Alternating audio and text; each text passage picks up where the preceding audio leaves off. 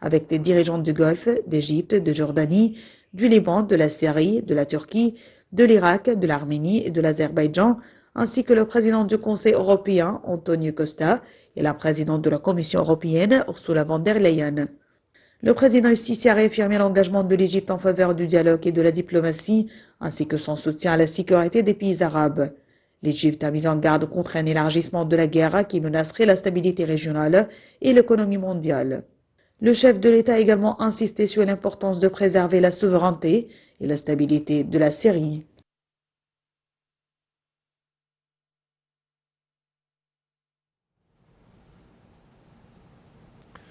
Et pour plus d'explications sur ce sujet, mesdames et messieurs, nous avons le plaisir d'accueillir au bout du fil son Excellence ambassadeur Medhat El-Melighi, ancien ministre adjoint aux Affaires étrangères. Bonjour, Votre Excellence. Bonjour à vous. Alors, premièrement, quand on parle des efforts de l'Égypte déployés récemment pour essayer de résoudre cette crise et cette guerre israélo-américaine contre l'Iran, comment évaluez-vous le rôle actuel de l'Égypte dans la gestion des tensions dans la région? Alors, il faut rappeler simplement que l'Égypte joue historiquement un rôle central dans tous les équilibres du Moyen-Orient. Oui. Alors aujourd'hui encore une fois de plus, et face à la situation actuelle, comme vous l'avez précisé, la guerre israélo-américaine sur l'Iran, et avec l'implication des pays du Golfe, l'Égypte cherche à empêcher que la région ne bascule pas dans une confrontation généralisée. Oui. Et c'est pour ça que l'Égypte essaye à tout prix d'arriver à 3 points cruciaux. Le premier, c'est arriver à une désescalade de la situation, oui, tout en préservant la souveraineté des États avec aussi la stabilité régionale. Alors d'ici vient la valeur de la médiation égyptienne, notamment par rapport aux initiatives de tous les autres acteurs régionaux. Alors il faut dire que l'Égypte dispose d'un avantage qui est unique à elle. C'est qu'on maintient toujours plusieurs canaux de communication avec tous les partis concernés. Oui. Alors, on a des relations stratégiques et solides avec Washington, mais on a aussi des contacts diplomatiques sérieux, même avant le déclenchement de la guerre, avec Téhéran et certainement avec tous les acteurs arabes de la région du Golfe qui maintenant subit des frappes de la part de l'Iran à cause de la politique iranienne, en attaquant toutes les présences américaines dans toute la région. Oui. Alors, je vous écoute. Oui, et même je me souviens depuis à peu près un mois, l'Égypte avait désamorcé une crise entre les États-Unis et l'Iran en appelant les deux parties à avoir des négociations directes juste avant cette guerre qui a été déclenchée depuis à peu près 16 jours. Effectivement, mais je veux préciser ici qu'une guerre d'une telle ampleur, la décision n'a pas été prise du jour au lendemain à cause des basculades dans les négociations. Je pense que la décision a été prise et que les efforts égyptiens ou autres n'ont jamais eu la chance d'être bien exploités, tout simplement parce que la décision israélienne était déjà prise qu'on va attaquer l'Iran, même si l'Iran se soumet aux conditions américaines. Parce qu'une guerre, comme je viens de vous le dire, d'une telle ampleur ne peut pas être une décision de prendre une guerre d'une telle ampleur n'est pas prise du jour au lendemain, mais c'est quelque chose une décision qui a été prise des semaines en avant. Oui. Quelque chose en suivant le cours de cette guerre me donne l'impression que les États-Unis n'a pas planifié proprement cette guerre. Les étapes, il y a des réactions un tout petit peu choquées qui sont entreprises par les États-Unis. Ils sont choqués que l'Iran n'ait pas basculé jusqu'à présent, qu'elle attaque tout le monde, qu'elle a une force stratégique. Je pense que ces informations actuelles de cette guerre en cours n'ont pas été disponibles pour la direction américaine avant cette guerre. Exactement. Je peux même ajouter que ce n'est pas un secret que vous êtes en train de révéler actuellement, parce que le président Trump, il y a 2 jours, l'a dit lui-même quand il a dit que les informations qu'il avait reçues de M. Witkoff et de Jared Kushner n'étaient pas précises en ce qui concerne les capacités iraniennes.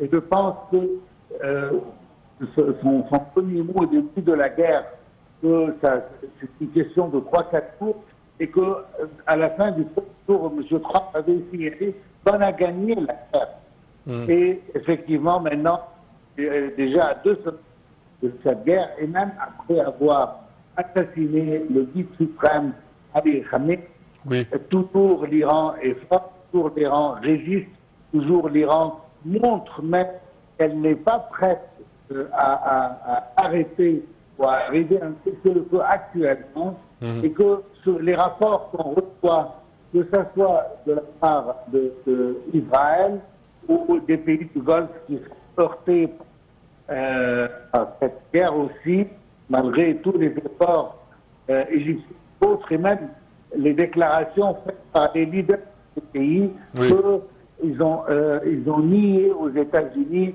la possibilité d'utiliser les bases américaines dans la région pour attaquer l'Iran. Peu importe, cela n'a pas empêché l'Iran de les attaquer. Et je trouve ça une faute stratégique. Quand on est dans une guerre, on ne cherche pas à multiplier ses ennemis.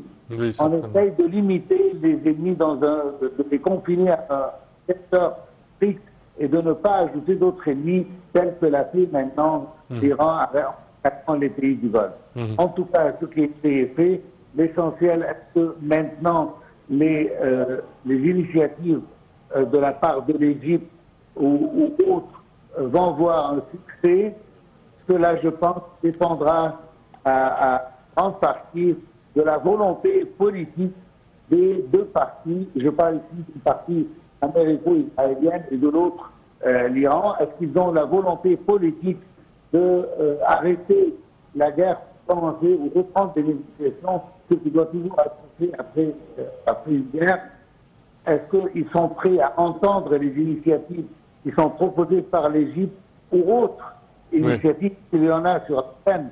Mais je trouve que jusqu'à maintenant, les indices montrent que les 2 parties ne sont pas arrivées à ce point. Je veux dire que le jour où on pourra parler de ça, c'est quand l'Iran et les États-Unis et Israël de l'autre côté peuvent se vanter qu'il y a une victoire qu'ils ont achevée.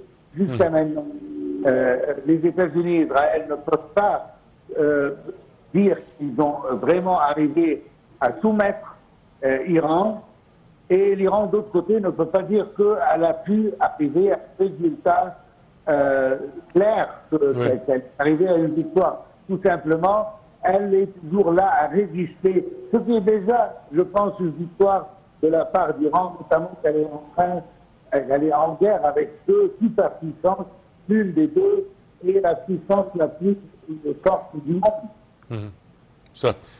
Monsieur l'ambassadeur, la situation au Liban est tellement catastrophique qui s'aggrave de jour en jour, surtout avec le déplacement à présent d'à peu près 800 000 habitants du sud du Liban vers le nord. Je m'excuse, comment voyez-vous cette situation, surtout avec les efforts déployés par le ministre égyptien des Affaires étrangères en solidarité avec le Liban? Premièrement, à vos souhaits. Merci à vous. Et deuxièmement, je veux dire que, comme je l'ai dit au début, la stabilité régionale dont l'Égypte pense repose avant tout sur le respect et la souveraineté de l'État. C'est pour ça qu'on a entendu qu'il y a eu un appel téléphonique avec les responsables au Liban de la part de l'Égypte pour exprimer notre solidarité avec le Liban et son intégrité et sa souveraineté, et qu'on n'est pas d'accord avec les frappes israéliennes, tout en précisant qu'on espère qu'il n'y aura pas de milice à part l'armée officielle libanaise qui doit être en contrôle de l'État. Et c'est toujours le problème d'avoir des milices militaires ou paramilitaires dans n'importe quel pays. On a vu ça au Liban, on a vu ça en Syrie, on voit ça actuellement au Soudan, qu'une fois qu'il y a des forces militaires à part l'armée officielle, cela crée des problèmes éventuellement. Et c'est exactement le problème du Liban actuel. Cela dit, la peur ou la crainte que j'ai, et je pense que tous les officiels égyptiens, notamment le président Abdel Fattah et son chef de diplomatie, Dr Badr Abdelaziz, oui. La crainte principale, c'est qu'Israël essaye comme toujours d'utiliser cette opportunité pour annexer plus de territoires libanais sous prétexte de défendre le nord d'Israël. Et c'était toujours la raison pour laquelle Israël est en train de s'élargir au prime des pays voisins. Elles ont fait ça avec la Syrie, ils sont peut-être en train de faire ça avec le Liban.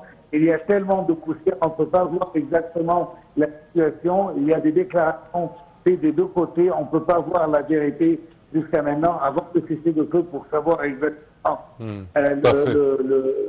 ce que Israël est en train de faire et ce qu'elle est en train d'annexer et les frappes Israël, territoire libre.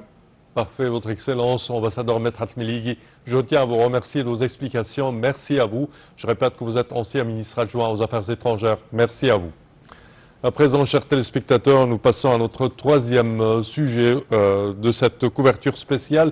L'escalade militaire entre Israël, soutenue par les États-Unis contre l'Iran, suscite de fortes inquiétudes à l'échelle internationale. Au-delà de ses implications sécuritaires et politiques, ce conflit potentiel pourrait avoir des répercussions profondes sur l'économie mondiale, notamment dans les domaines de l'énergie, du commerce international et de la stabilité des marchés financiers. Pour plus de détails, voici un commentaire. Tout d'abord, le marché mondial de l'énergie est parmi les secteurs les plus touchés. L'Iran est l'un des principaux producteurs de pétrole au Moyen-Orient et toute perturbation de ses exportations pourrait provoquer une hausse significative des prix du pétrole. En outre, la région du Golfe qui concentre une grande partie